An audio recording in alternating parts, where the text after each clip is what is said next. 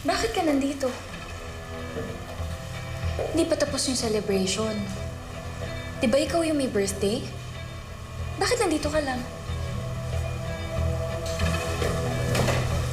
Nagsiselos ka ba kay Ara?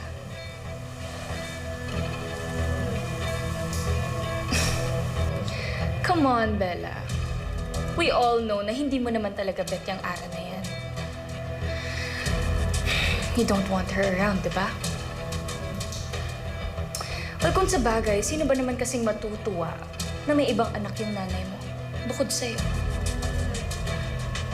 Kung bakit ba kasi kailangan pang ampunin ng nanay mo yung Ara na yan eh. Alam mo ba, noon pa man, gusto na talagang ampunin ng mama mo yung Ara na yan. Simula pa nung bata kayo, magaan na talaga yung loob niya kay Ara. Kaya hindi na ako magtataka kung mas mamahalin na ng mama mo yung Ara na yan kesa sa'yo.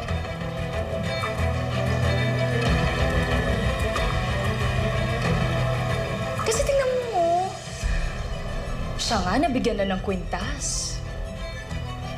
Eh ikaw, wala.